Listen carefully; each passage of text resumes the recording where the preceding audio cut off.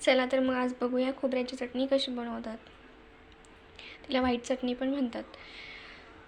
शेंगदाणे, लसूण, खोबरं, मिरची आणि कोथिंबीर हे सगळं मिक्सरमध्ये बारीक करून घ्यायचं.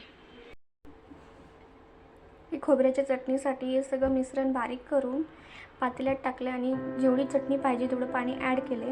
आता आपण याला मोहरी, जिरे आणि कढीपत्ता याची फोडणी देणार आहे. फोडणीसाठी तेल गरम झाले. खोबऱ्याच्या चटणीला आपण फोडणीसाठी एका वाटीत तेल टाकलंय आणि त्यात मोहरी टाकतोय, जिरे टाकायचे थोडेसे आणि परतवून द्यायचे. आणि